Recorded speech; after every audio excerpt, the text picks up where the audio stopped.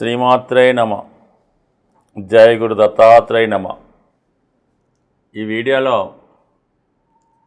ధనుసు రాశి వారికి జనవరి 1 నుంచి 15వ తారీఖు మధ్యలో జరగబోయే వార ఫలాలు పరిశీలించినప్పుడు మరి ఈ పక్ష ప్రారంభంలో 4 ప్రధాన గ్రహాలు ధనుసు రాశిలో సంచరించడం జరుగుతుంది. దీని కారణంగా కొన్ని యోగాలు, కొన్ని అవయోగాలు ఏర్పడడం జరిగింది. ప్రధానంగా గ్రహ యుద్ధం అని ఈ రవి కుజుల మధ్య జరుగుతుంది. ఇదే రాశిలో రవి కుజులు ఒకే డిగ్రీ మీదకి వచ్చినప్పుడు వారిద్దరి మధ్య జరిగే గ్రహ యుద్ధం వల్ల జాతకుడు తీవ్రమైనటువంటి ఎమోషన్స్కి, కోపానికి గురవుతుంటాడు. అయితే అతనిలో ఒక నాయకత్వ లక్షణాలు పెరుగుతాయి, విజయ అవకాశాలు పెరుగుతాయి.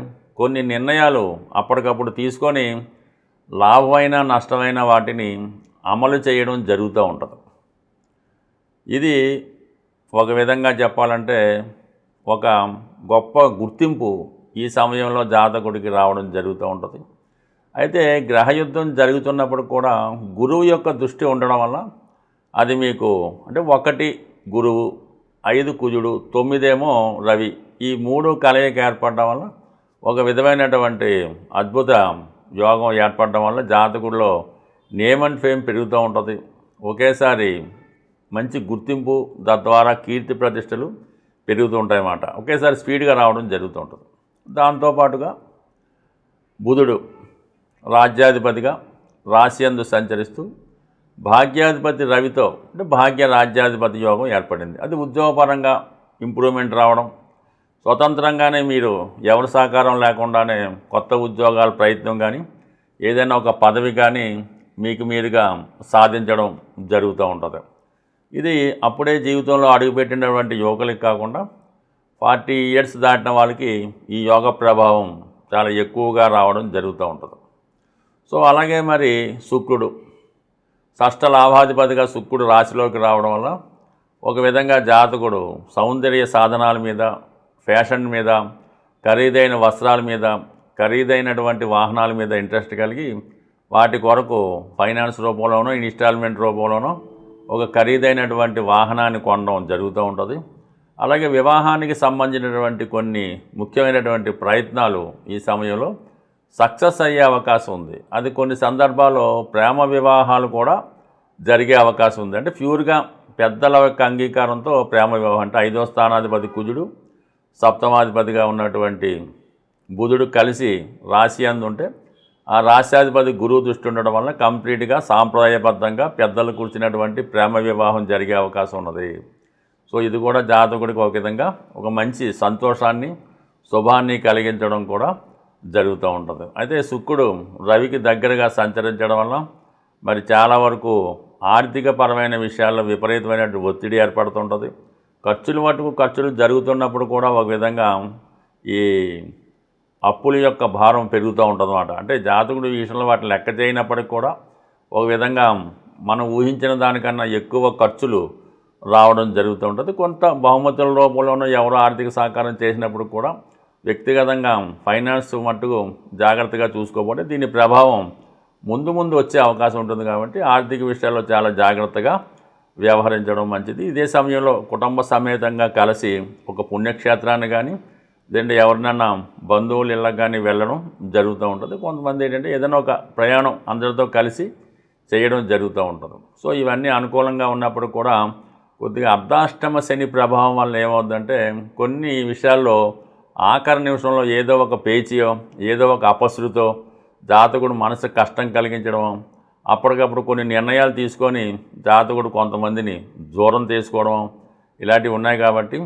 ఏదైనా ఈ పక్షం అంతా కూడా జాతకుడు చాలా ప్రశాంతంగా ఆలోచించి నిర్ణయం తీసుకోవడం కానీ ప్రశాంతంగా ఉండడం మంచిది. అయితే ఇక్కడ ముఖ్యంగా ఏమైందంటే 1-7 లగ్న సప్తమాధిపతుల మధ్య జరిగే పరివర్తన ఈ వివాహ విషయంలో అప్పటిదాకా ఒక సంబంధం, పెళ్లి సంబంధం కుదుర్చుకొని చివరి నిమిషంలో ఆ పెళ్ళి క్యాన్సిల్ అయ్యి మళ్ళీ కొత్త అమ్మాయితో అంటే కొత్త సంబంధం చూసుకొని వివాహం జరగడం. అంటే వివాహం అయితే జరుగుతుంది, పెళ్లి కూతురు కానీ పెళ్లి కుమారుడు కానీ మారచ్చు. ఇది గతంలో తీసుకున్న నిర్ణయాలు బట్టి ప్రస్తుతం సడన్గా తీసుకున్నటువంటి కొన్ని నిర్ణయాల వల్ల ఇటువంటి మార్పులు రావచ్చు. అలాగే జాతకుడు ఏదో ఒక ఉద్యోగం కొరకు ప్రయత్నం చేస్తుంటే వేరొక ఉద్యోగం రావడం కానీ, ఫర్ ది సేమ్ టైం ఈ సమయంలో కొంత కొత్త పరిచయాలు కూడా జాతకుడికి ఏర్పడే అవకాశం ఉన్నది. అంటే ప్రస్తుతం ఉన్నటువంటి వారు కాకుండా వేరే వాళ్ళతో మళ్ళీ కొత్తగా స్నేహం చేయడం కానీ, వారికి వారుగా మీ జీవితంలో ప్రవేశించడం కానీ జరిగే అవకాశం ఉంది.